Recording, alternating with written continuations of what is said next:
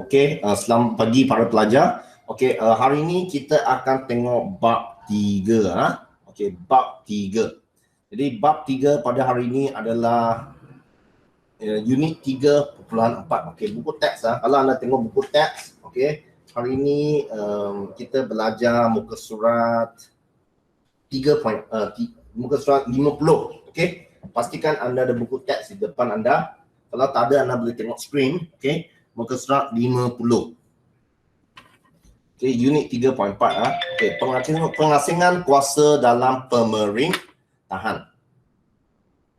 Sekejap saya off volume dulu. Okey, pengasingan kuasa dalam pemerintahan. Jadi kita akan tengok konsep pengasingan kuasa ini. Okey, anda telah pun belajar tentang Yang di-Pertuan Agong kan? Okey, dalam unit 3.3 kan? Jadi kita tengok 3.4 pengasingan kuasa. Okey, anda tengok sini. Okey, pengasingan kuasa. Okey, jadi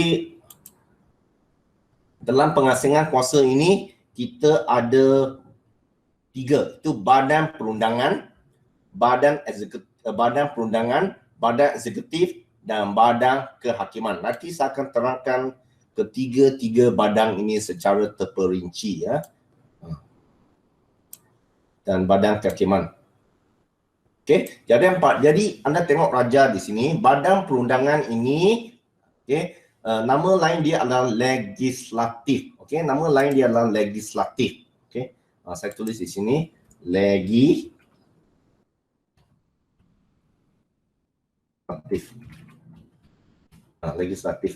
Ini badan perundangan. Okey, paling senang dia orang kata parlimen. Okey, parlimen. Jadi legislatif ini tugas dia adalah menggubal undang-undang. Okey, lagi satu adalah badan eksekutif. Okey, badan eksekutif ini dia adalah badan, nama lain dia adalah badan pelaksana. Okey, badan pelaksana. Okey, melaksanakan dasar kerajaan. Okey, dasar kerajaan. Okey, badan pelaksana. Okey, jadi dalam badan pelaksana ini kita ada Perdana Menteri, okey, Jemaah Menteri Jabatan, okey, kementerian. Okey, dan lagi satu kita ada badan kehakiman. Okey, badan kehakiman ini dipanggil sebagai judiciary. Okey, judiciary. Okey, badan kehakiman, mahkamah lah, pendek kata mahkamah. Okey, mahkamah, hakim, mahkamah. Jadi mengapa kita ada konsep pengasingan kuasa ini ya? Okey, sebab setiap badan ini dia akan melaksanakan tugas dia masing-masing. Okey, dia tidak boleh campur aduk. Okey, dia tidak boleh campur aduk. Contohnya badan pelaksana, dia tidak boleh campur aduk dalam legislatif ataupun judiciary. Begitu juga judiciary, dia tidak boleh campur tangan dengan legislatif ataupun pelaksana. Dia mesti ada pengasingan kuasa. Okey, pengasingan kuasa. Okey, di mana setiap badan dia ada kuasa masing-masing. Kuasa dia masing-masing. Jadi dalam ketiga-tiga badan ini, okey, punca kuasa dia adalah Yang di-Pertuan Agong. Okey, jadi Yang di-Pertuan Agong adalah sekejap. Jadi Yang di-Pertuan Agong dia adalah punca, okey, kuasa. Okey, sebagai ketua utama negara dia adalah punca kuasa kepada ketiga-tiga badan ini. Okey, jadi para pelajar ingat poin ini ya. Tengok gambar ini, dialah yang paling atas. Okey, di sini kita ada Majlis Raja-Raja yang telah anda belajar sebelum ini. Majlis Raja-Raja ini adalah persidangan ataupun mesyuarat. Okey, raja-raja, sultan-sultan, okey. Jadi kita tengok di bawah Yang di-Pertuan Agong kita ada badan perundangan. Kita tengok satu demi satu. Saya mula dengan badan perundangan dulu. Okey, badan perundangan ini legislatif. Okey, dalam bahasa kita kata parlimen. Okey, paling senang parlimen. Apa tujuan dia? Menggubal undang-undang. Okey. Parlimen ini biasanya dia gubal undang-undang dan lagi satu adalah membincangkan hal ataupun perkara masalah berkaitan dengan rakyat. Okey, parlimen. Jadi kita ada Dewan Negara dengan Dewan Rakyat. Parlimen ada 3, Dewan Parlimen, Dewan Negara, Dewan Rakyat. Di sini kita ada Yang di-Pertuan Agong. Okey, sini kita ada Yang di-Pertuan Agong. Parlimen ini di bawah Yang di-Pertuan Agong. Okey, 3. Okey, nanti saya akan terangkan. Jadi anda boleh tengok gambar di bawah di muka surat 52. Okey, gambar yang pertama ini. Okey, gambar yang pertama ini anda tengok. Okey, dia adalah persidangan pertama Parlimen. Okey, persidangan pertama Parlimen Persekutuan Tanah Melayu pada bulan September 1959. Okey, ini gambar dia. Okey, gambar dia. Jadi sekarang kita tengok tentang Parlimen. Dia ada Dewan Negara dengan Dewan Rakyat. Okey, Dewan Negara dengan Dewan Rakyat. Okey, yang dalam pilihan raya kita pilih wakil kan? Kita pilih wakil kan? Jadi wakil yang menang, okey, mereka akan mewakili kita dalam Dewan Rakyat, di mana ahli Dewan Rakyat dipilih melalui pilihan raya yang akan diadakan 5 tahun sekali. Biasanya kita panggil sebagai apa? Yang berhormat. Okey, yang berhormat. Okey, kita tengok ini. Okey, Badan Perundangan. Okey, dia berfungsi untuk mengubah undang-undang. Okey, anda boleh tengok di sini. Mengubah undang-undang. Okey, jadi di peringkat Kerajaan Persekutuan okey, di peringkat Kerajaan Persekutuan Parlimen, Kuo Tasijau Parlimen. Okey, 在州呢 negeri呢 Tasijau Dewan Undangan Negeri Dun. Okey, negeri Dun. Dewan Undangan Negeri. Ingat ini ya. Okey, jadi sekarang kita tengok Parlimen. Okey, Badan Perundangan tertinggi di Malaysia. Parlimen ialah badan perundangan tertinggi di Malaysia. Okey, 3 komponen yang saya cakap tadi. Yang di-Pertuan Agong, okey, Dewan Negara, Dewan Rakyat. Okey, Yang di-Pertuan Agong, Dewan Rakyat dan Dewan Negara. Okey, Parlimen ini adalah lambang demokrasi negara. Okey, dan mencerminkan aspirasi rakyat melalui perwakilan yang dipilih. Aspirasi maksudnya harapan dan cita-cita rakyat. Okey, harapan dan cita-cita rakyat. Okey, Parlimen selain daripada mengubah undang-undang, Parlimen juga boleh meminda undang-undang. Dia juga boleh meminda undang-undang. Okey, yang sedia ada. Mengemaskini undang-undang yang sedia ada supaya ia menjadi terkini. Okey, dia jadi lebih baik. Menyemak dasar kerajaan.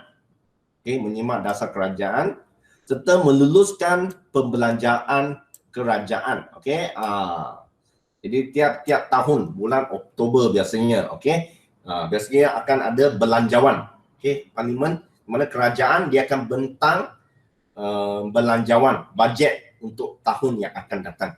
Okey, dalam Parlimen. Dan lepas tu akan diluluskan. Okey, serta sistem cukai yang baharu. Okey, jadi ini adalah fungsi Parlimen. Okey, ini adalah fungsi Parlimen. Okey, fungsi Parlimen.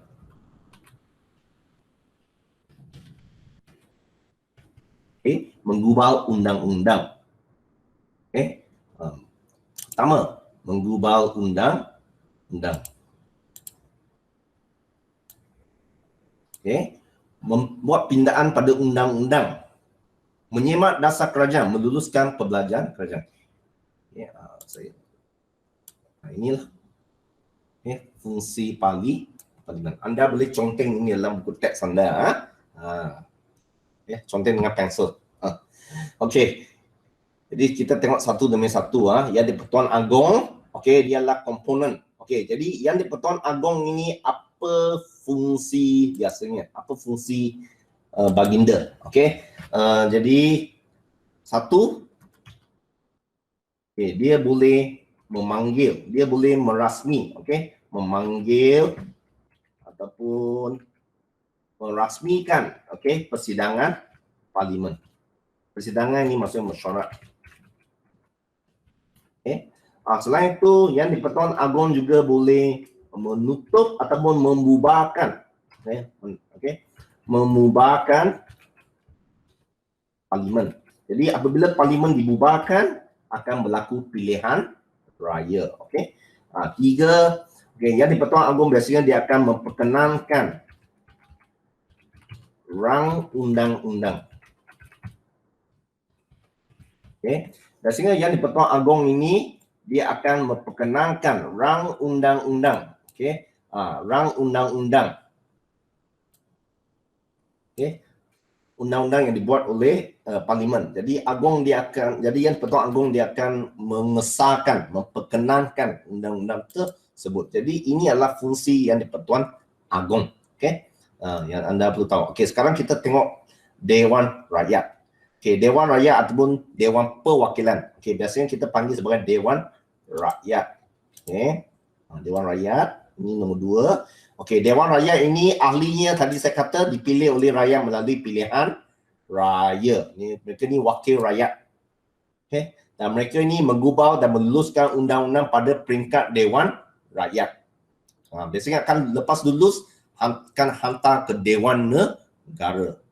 Dewan Rakyat, Dewan Negara, lepas Dewan Rakyat, lepas tu hantar kepada Yang di-Pertuan Agong untuk perkenankan. Okey. Jadi lepas tu kita ada lagi satu adalah ini. Okey. Dewan Negara. Okey, Dewan Negara. Okey, Dewan Negara ataupun Senat, Dewan Negara. Okey, Dewan Negara ini adalah dewan tertinggi dalam sistem perundangan negara. Dia akan membahaskan rang undang-undang yang diluluskan oleh Dewan Rakyat. Dia akan membahaskan rang undang-undang yang diluluskan oleh Dewan Rakyat dengan lebih teliti. Okey, undang-undang itu sebelum dia jadi rasmi sebelum diguna pakai okey, semasa proses penyediaan pembentangan dia dipanggil sebagai rang undang-undang. Lepas bila diluluskan semua, diperkenankan oleh Yang di-Pertuan Agong, barulah dia jadi undang-undang. Okey, Dewan Negara ini ahli dia dipanggil sebagai senator. Okey, ahli dia dipanggil sebagai senator. Okey, senator. Okey, kalau Dewan Rakyat ahli dia ni wakil rakyat lah. Kita panggil YB tu semua. Okey, boleh? Okey, jadi kita tengok secara ringkas ini buku teks lama saya nak kongsi kepada anda. Okey, Dewan Negara ataupun Senat ini buku teks lama. Okey, anda tengok saja. Okey, Dewan Negara ataupun Dewan Senat ini ialah dewan tertinggi dalam sistem pemerintahan negara. Okey, Dewan Negara ini mengandungi 69 orang ahli, melainkan ada perubahan. Okey, ahli dipanggil sebagai senator. Okey, dan mewakili setiap negeri. Okey, dan mereka ini dilantik tanpa melalui pilihan raya. Tanpa melalui pilihan raya. Kalau Dewan Rakyat melalui pilihan raya. Okey, jadi senator ini dia akan pegang jawatan dalam tempoh 3 tahun. Kalau Dewan Rakyat 5 tahun.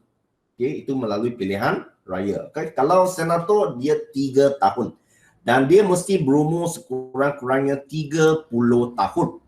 Okey, kalau Dewan Rakyat, okey, wakil dia sekurang-kurangnya 21 tahun ke atas. Okey, taraf senator sama dengan ahli parlimen. Ahli parlimen ini Dewan Rakyat. Okey, dan mereka juga boleh dilantik menjadi ahli jemaah menteri. Okey, biasanya Dewan Negara ini ahli dia terdiri daripada individu yang memberikan sumbangan, okey, dan cemerlang dalam masyarakat dan perkhidmatan awam. Okey, bidang profesional. Okey, bidang tertentu. Okey, seperti perniagaan, perusahaan, pertanian, kesenian, kebajikan.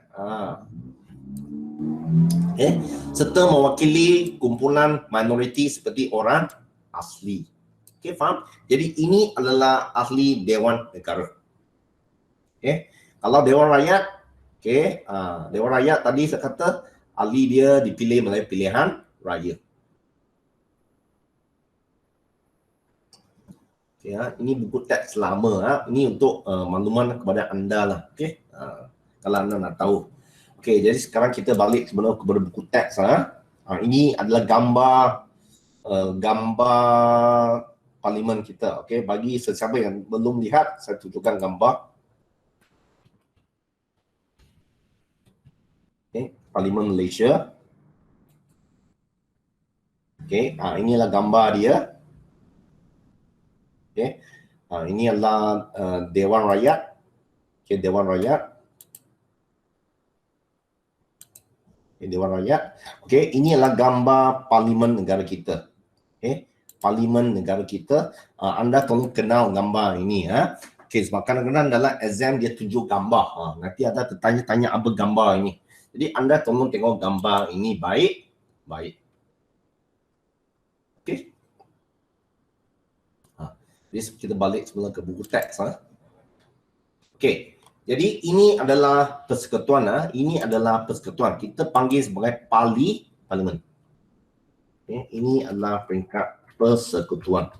Itu kuat. Okay. Kalau di peringkat negeri, Zhou. Okay. Okay. Di peringkat negeri. Okay. Kita ada Dewan Undangan Negeri. Okay. Dewan Undangan Negeri ataupun DUN. Okay. Jadi ahli dia dipanggil sebagai ADUN. Ahli Dewan Undangan Negeri. Kalau parlimen, ahli parlimen. Okay. DUN. Okay. Di Malaysia, setiap negeri ada DUN. DUN di setiap negeri ada. Kecuali wilayah persekutuan Kuala Lumpur, Labuan dan Putrajaya. Okay. Ini kecuali kecuali wilayah persekutuan. Okay. Ketiga-tiga wilayah ini hanya ada ahli parlimen. Okay. Okay. Jadi Dewan Undangan Negeri terdiri daripada Sultan. Sultan ataupun Yang di-Pertuan Negeri. Okay. Sebagai ketua negeri. Kalau parlimen tadi Yang di-Pertuan Agong. Okay. Kalau Dewan Undangan Negeri, Sultan. Okay. Lepas tu kita ada speaker Dewan. Okay. Speaker Dewan ni macam pengerusi kat Dewan lah. Okay. Lepas tu ahli Dewan Undangan Negeri, ADUN. Yang dipilih melalui pilihan raya. Okay. Yang dipilih melalui pilihan raya di peringkat negeri. Okay. Apa fungsi dia? Menggubal undang-undang bagi negeri. Okay. Boleh faham? Boleh ya? Okay, ini ada QR code di sini ya. Okay, anda kalau anda ada handphone, anda bolehlah tunjuk kandungan dalam dia tentang keahlian kalian Dewan Negara dan Dewan Rakyat kalian ya. Okay, kalian terkini ya. Anda boleh tengok. Okay, boleh. Jadi ini adalah di Badan Perundangan. Cuma para pelajar ingat ini Badan Perundangan ini menggubal undang-undang. Okay, ada 3. Itu Yang di-Pertuan Agong, okay, Dewan Rakyat dan Dewan Negara. Okay, boleh? Okay, jadi sekarang kita tengok yang kedua. Okay, yang kedua adalah Badan Eksekutif. Okay, Badan Eksekutif. Okay, Badan Eksekutif ini, Badan Eksekutif ini kita ada Perdana Menteri. Okay, Perdana Menteri, Jemaah Menteri serta Kementerian. Okay, di bawah kita ada jabatan. Okay, ini adalah badan pelaksana. Kalau buku teks lama, okay, saya tunjuk. Okay, kalau buku teks lama, hilang. Okay, dia ada masalah lain hari ini. Okay, buku teks lama. Okay, kalau buku teks lama, anda tengok sini ya. Buku teks lama, gambar, dia ada gambar. Okay, aku tunjuk kepada anda.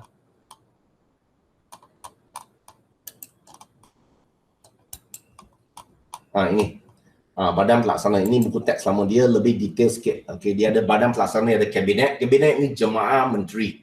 Okay, kabinet, Jabatan Perdana Menteri, Kementerian, lepas tu kamu ada jabatan. Okay, Perbadanan Awam. Okay, Badan Berkanun, Badan Berkanun Suruhanjaya. Okay, boleh? Ini buku teks lama. Okay, buku teks baru lebih simple. Perdana Menteri sebagai ketua kerajaan. Okay, jemaah menteri, kabinet lah. Okay, nama lain dia adalah kabinet.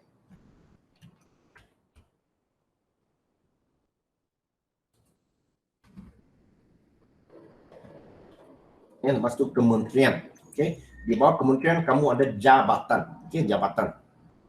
Jadi kementerian ini biasanya dalam jamaah menteri ini dia ada menteri-menteri. Okay, contohnya Menteri Pendidikan kita. Okay, Dr. Razi, Menteri Pendidikan kita. Jadi kementerian dia adalah Kementerian Pendidikan Malaysia.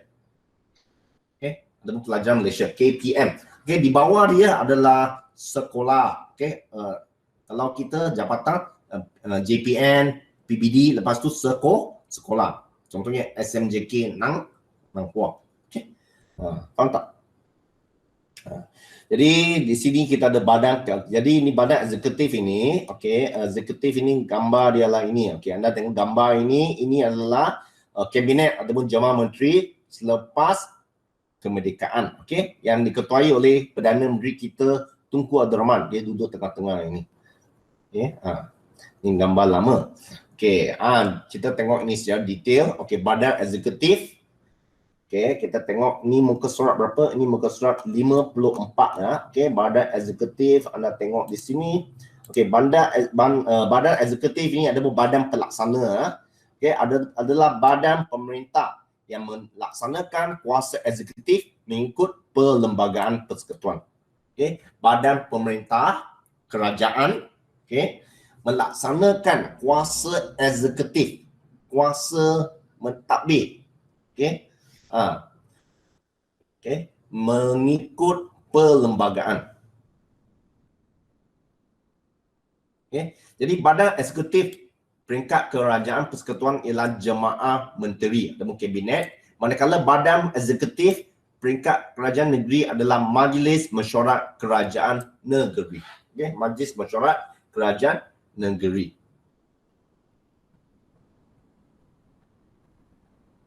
Okey, kita tengok jemaah menteri kabinet. Kita tengok kandungan dia. Okey, jemaah menteri terdiri daripada siapa? Perdana Menteri. Menteri seperti Menteri Kewangan, Menteri Pendidikan, Menteri Kesihatan. Okey.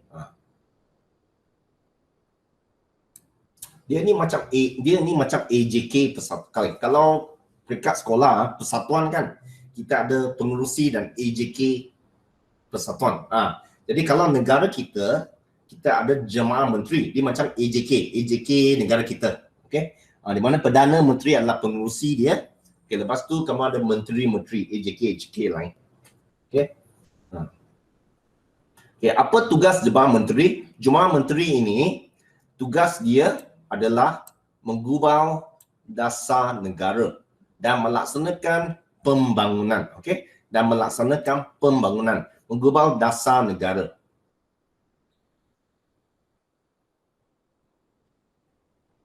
Okey, boleh?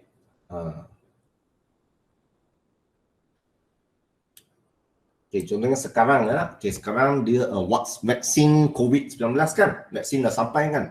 Jadi jemaah menteri dia akan buat dasar. Okey, di mana kita semua akan menerima suntikan vaksin. Di mana suntikan vaksin itu akan diberikan secara berperingkat. Okey, frontliner dahulu. Lepas tu kemudian lah. Okey, jadi ini adalah dasar negara. Okey, memastikan kita semua ini menerima suntikan vaksin. Okey. Okey, jadi jemaah menteri dia akan melaksanakan dan menggubal dasar negara ini.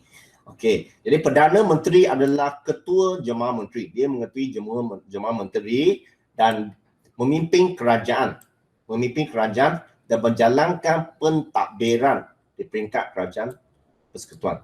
Okey. Lepas tu menteri ini dia mengetuai kementerian.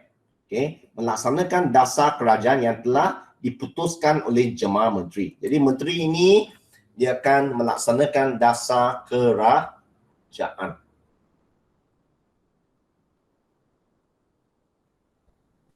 Okay, faham?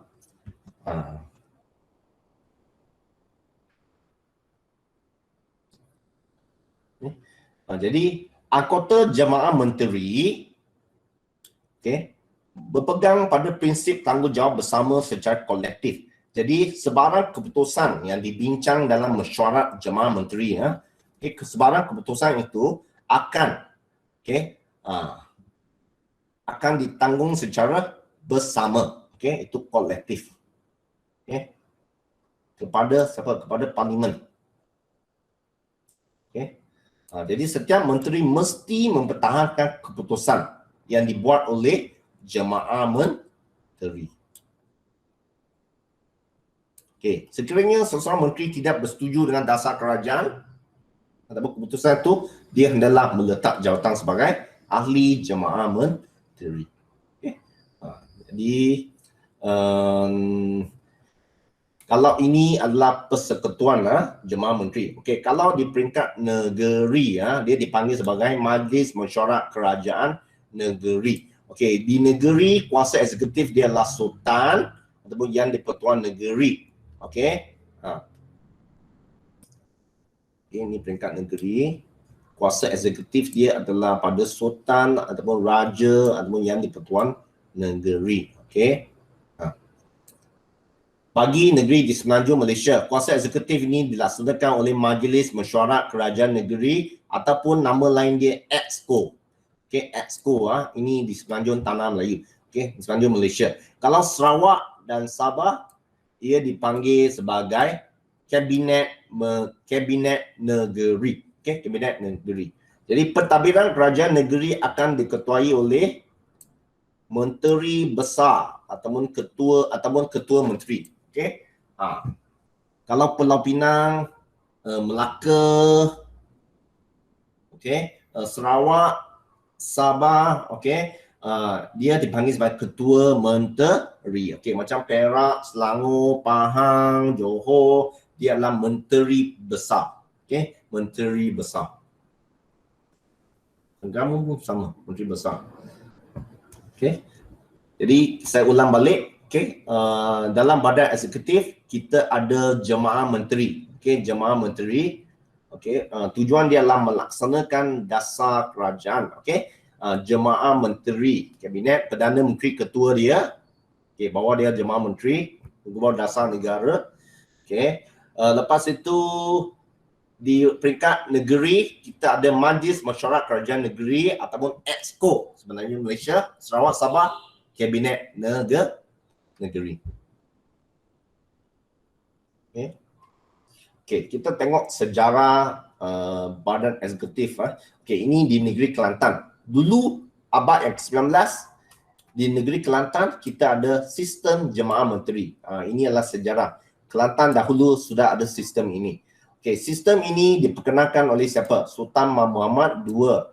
Okay, sistem Sultan Muhammad II, Sultan Kelantan. Okay. Jadi dalam sistem jemaah menteri Kelantan ada 8 badan jemaah menteri, 8 badan jemaah menteri. Okey, setiap satunya dianggotai oleh 4 orang pembesar. Dulu pembesar, sekarang kita panggil menteri. Okey. Jadi ini adalah 8 dia, jemaah bernasihat raja, jemaah menteri istana, jemaah menteri keadilan dan kehakiman, jemaah menteri dalam negeri, jemaah menteri luar, jemaah menteri pembedaran, jemaah menteri peperangan, jemaah menteri pentadbiran dan pengimrahan negeri. Okey. Okay. Jadi jemaah menteri ini jemaah menteri ini mereka mesti semasa mereka buat keputusan, mereka mesti berpegang kepada prinsip tanggungjawab bersama ataupun kolektif. Ataupun perkataan lain kolektif. Kalau tak setuju, mereka kena letak jawatan. Okey, kolektif. Okey, mengapakah jawatan menteri berpegang pada prinsip ini? Mereka mesti menunjukkan sikap tanggungjawab bersama. Okey, sikap tanggungjawab bersama. Dan adalah tugas mereka untuk mempertahankan keputusan yang dibuat oleh jemaah menteri. Okey. Okey, lagi satu, agar kerajaan menjadi stabil dan pentadbiran dapat dijalankan secara licin.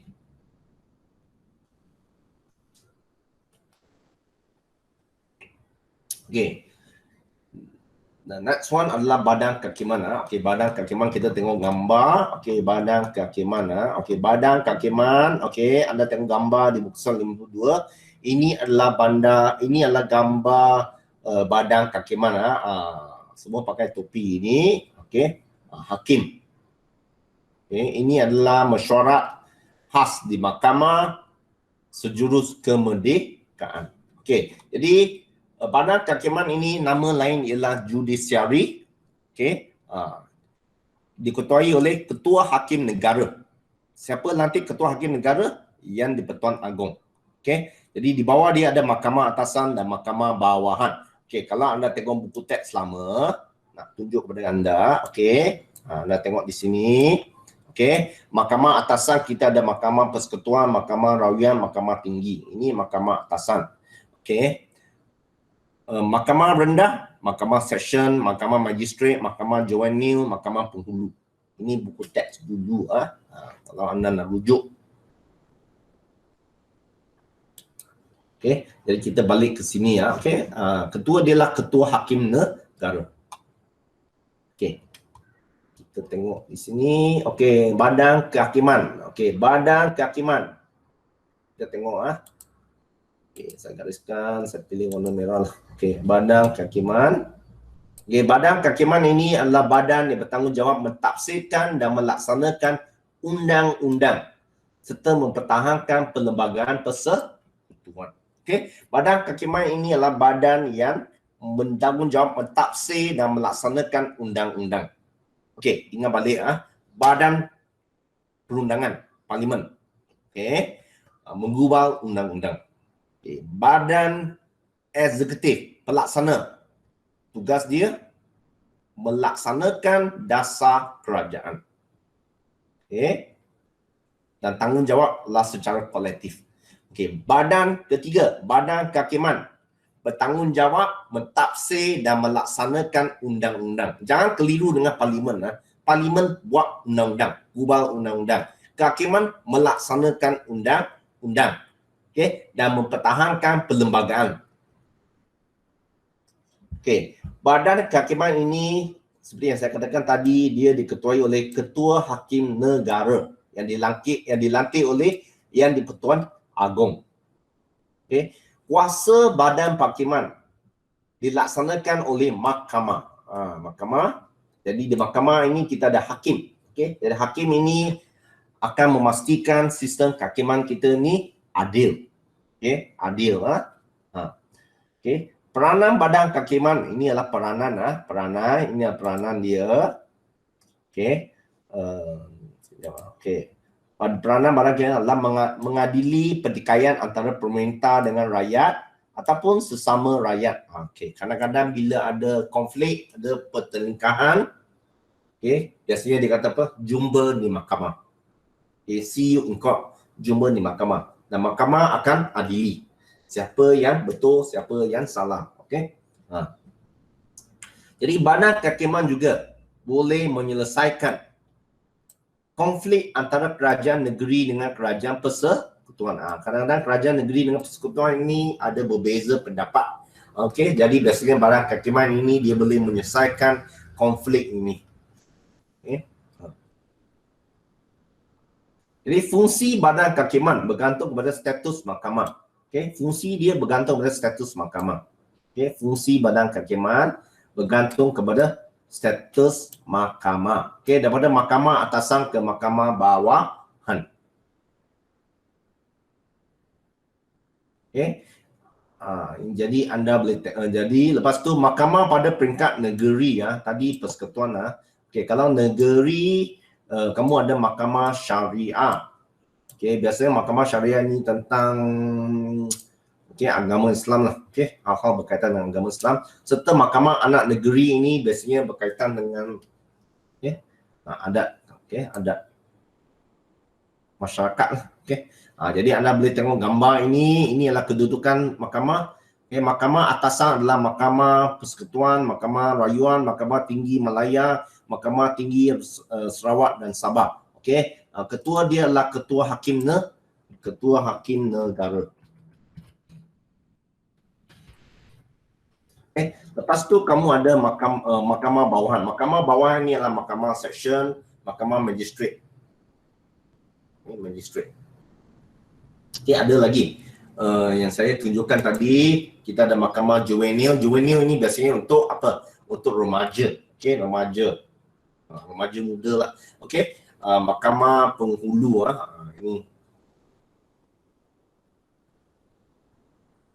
ini tu buku teks lama. Okey, ni buku teks baru lah ni. Okey, anda tengok sini, hakim mestilah bebas daripada pengaruh politik. Okey, penting Okey, hakim mesti bebas daripada pengaruh politik. Bagi apa? Bagi memastikan badan kehakiman ini sebagai institusi keadilan dan menjamin integriti badan kehakiman sebagai badan yang bertanggungjawab menjamin keadilan sosial demi kesejahteraan rakyat. Pendek kata, dia mesti adil. Okey, dia mesti adil. Okay, adil. Okay, keyword di sini adalah adil. Okay, jadi pendek kata di sini, okey, kamu ada mahkamah khas Okey, tadi ada mahkamah ini kan. Okey, kita ada mahkamah khas lagi. Okey, mahkamah khas ini biasa dia tidak terletak dalam sini. Mahkamah khas ini contohnya mahkamah khas raja-raja. Okey, mahkamah tentera. Okey, ini untuk anggota tentera.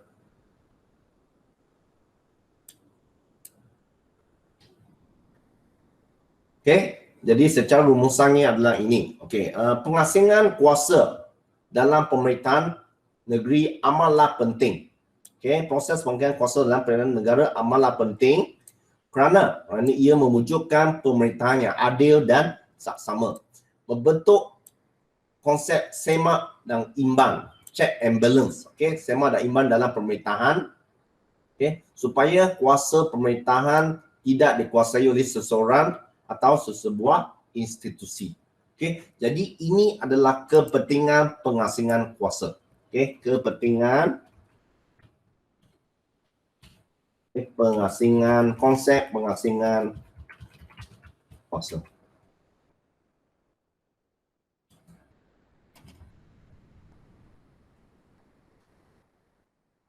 Okey, kalau yang atas tadi adalah mengapa hakim dia mesti bebas.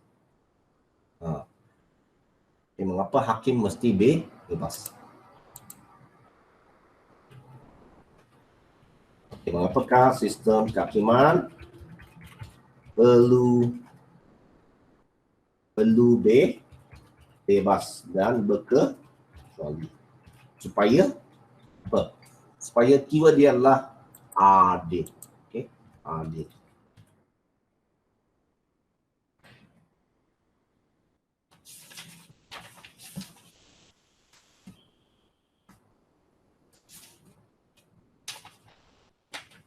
Okay. Jadi kita masuk pada soalan yang terakhir pada tajuk yang terakhir Okey, ini tajuk terakhir 3.5 lepas tu kita habis bab 3. Okey, keunikan amalan demokrasi di negara kita. Okey, keunikan amalan demokrasi. Okey, kita tengok tajuk ini. Mengapa amalan demokrasi ini begitu unik dan istimewa?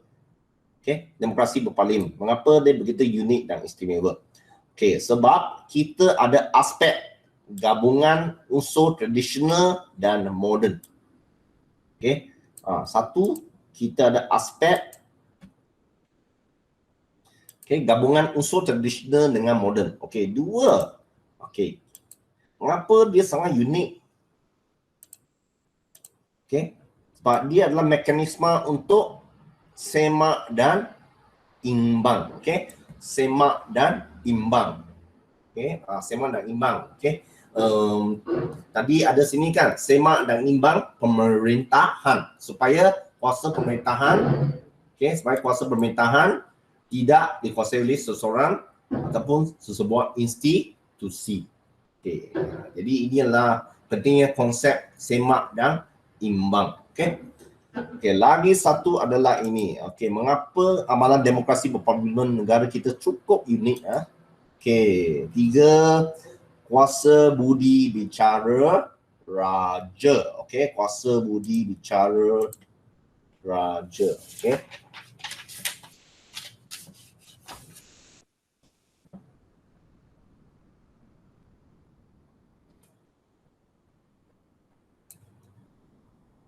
Okay, apa kuasa budi bicara raja? Contohnya raja dia ada kuasa untuk apa? Dia ada kuasa untuk membubarkan parlimen. Okay, melantik menteri. Melantik Perdana Menteri. Ini kuasa budi bicara raja. Tapi kena tertakluk kepada perlembagaan lah. Dan yang keempat adalah ini. Okay, yang keempat adalah ini. Okay, kerjasama politik. Okay, kerjasama politik. Okey, kerjasama politik itu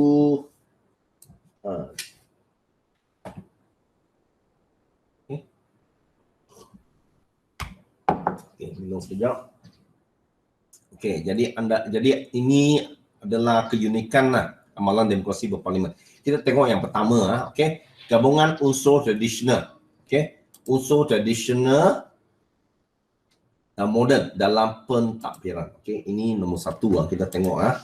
Okey, keunikan demokrasi berparlimen di negara kita ini adalah kerana ini.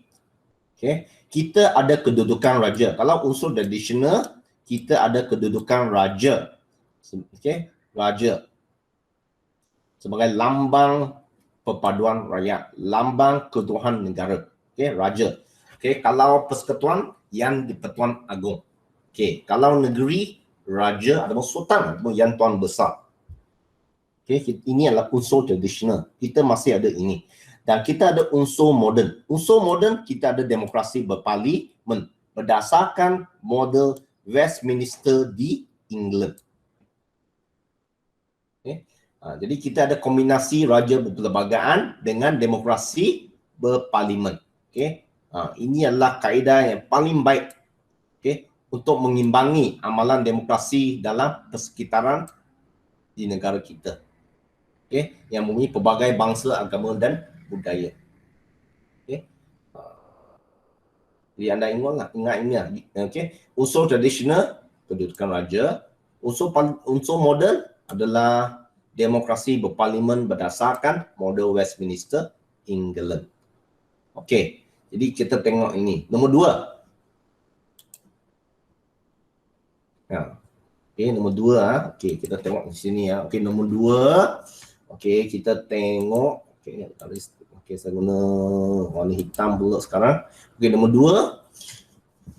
Okey, demokrasi berparlimen di negara kita ni sangat unik kerana apa? Kerana dia adalah mekanisme semak dan imbang dalam pentadbiran, check and balance. Okey, jadi pemerintahan beraja berperanan bagi mengimbangi pemerintahan demokrasi kerana raja berkecuali dalam hal politik, ekonomi dan dasar negara. Okey. Konsep pengimbang yang ada pada raja mampu meredakan konflik, okey, yang berlaku dalam demokrasi seperti pertikaian parti politik dalam yang pelbagai ideologi.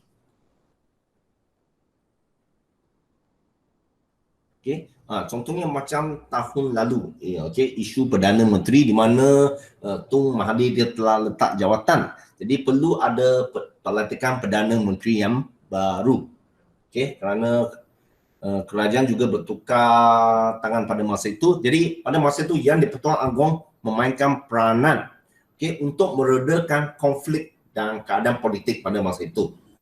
Okey, dan pada masa itu Yang di-Pertuan Agong menggunakan budi bicara dan kebijaksanaannya, okey, memilih Perdana Menteri baru. Okey, jadi ini adalah untuk meredakan konflik yang berlaku pada masa itu. Okey, jadi bagus. Okey, jadi semak dan imbang ini juga penting kerana apa? Kerana dia penting dalam konsep pengasingan kuasa. Okey, di mana pada perundangan dia mengubah undang-undang. Okey, dan undang-undang itu akan dilaksanakan oleh badan eksekutif. Okey, sekiranya timbul konflik dan kekeliruan, penyelesaian perlu dibuat melalui badan kehakiman. Jadi ini ada check and balance lah. Okey, di mana setiap badan ini walaupun ada pengasingan kuasa, tapi sama-sama dia, okey, mereka akan sama-sama membuat semak dan imbang. Ada konflik, badan kehakiman akan menyelesaikannya. Okey, perundangan dia buat undang-undang. Eksekutif pula dia akan laksanakan undang-undang itu. Okey. Lepas tu kalau ada konflik, kehakiman dia akan selesaikannya. Okey. Jadi ini dipanggil sebagai check and balance. Okay, semak dan imbang. Okay, ini nombor 2. Okey, tengok nombor 3. Okey, nombor 3 ini kita tengok. Okey, nombor 3 ini adalah kuasa budi bicara raja. Okey, kuasa budi bicara raja.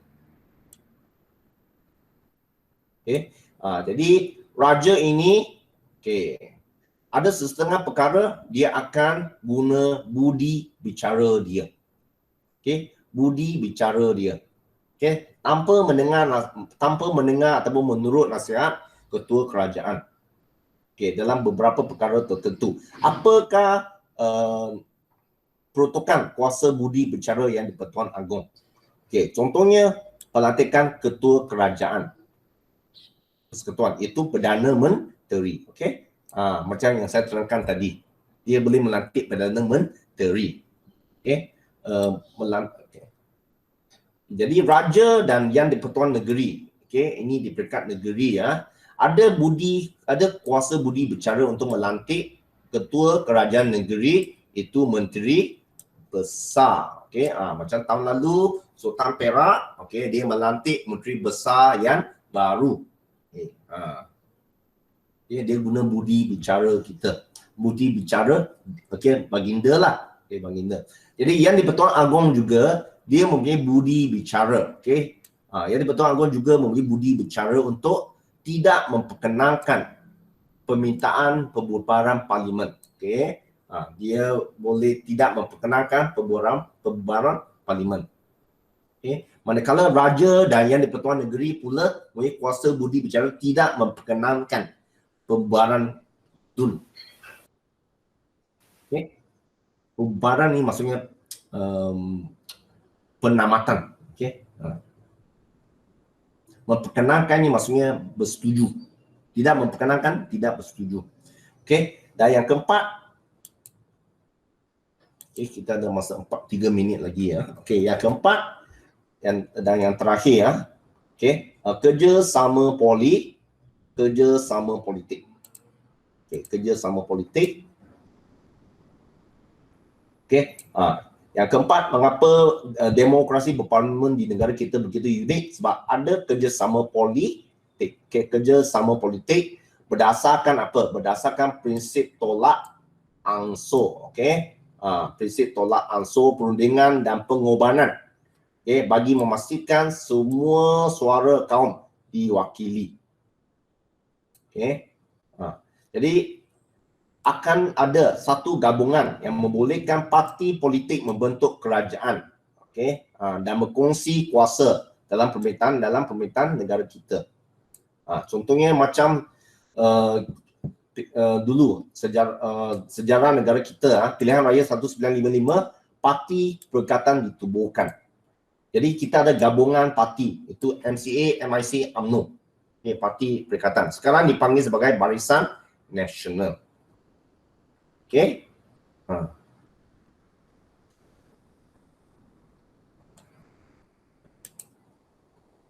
Okay, jadi anda boleh baca lah ni semua.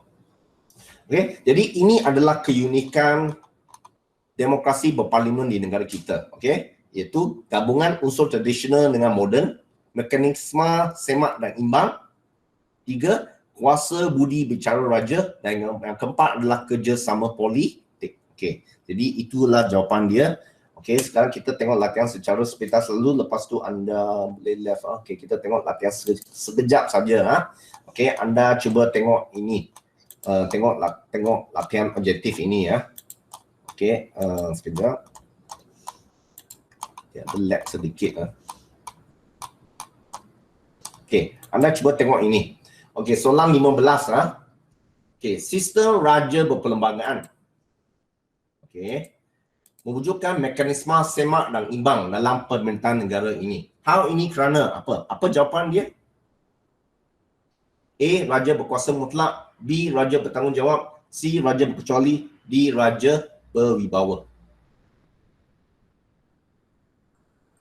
Apa jawapan dia? Okay, anda boleh tengok buku teks anda balik. Ini. Okay, apa jawapan dia?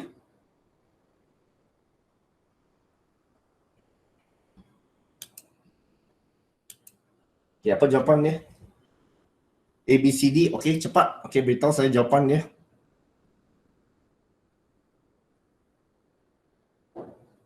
Okay, Willie Ching kata donkey. Okay, lagi ada jawapan tak? Okay, pelajar lain, okay, minta respons. Okay, kita ada satu jawapan double kucing, itu dikata D. Okay, pelajar lain. Okay, D. Okay, Gina pun pilih D juga. Okay, D. Okay, tapi jawapan bukan D sebenarnya. Okay, jawapan dia adalah C, raja berkecuali. Okay, kita tengok balik ya. Okay, anda tengok di sini ya. Anda tengok di sini. Okay, ini. Raja berkecuali. Okay, boleh? Jawapan dia adalah C, raja berkecuali. Okay, jadi sebagai kerja rumah anda nanti, okay, saya akan hantar ni dalam grup. Okay, jadi soalan ini jelaskan gabungan unsur tradisional dan moden dalam pentadbiran. Okay, jadi anda tolong tulis, jawapan dia ada di sini. Okay, jawapan dia ada di sini, anda just tulis. Okay, anda tulis. Okay, kerjasama politik di negara kita. Okay, di sini jawapan dia. Okay, anda just tulis seperti yang saya terangkan tadi. Okay, kepentingan pengasingan kuasa. Okay, sama juga. Mengapa pengasingan kuasa penting? Okay, tadi pun saya terang. Okay, ini keunikan kepentingan pengasingan kuasa. Okay, muka soal 55.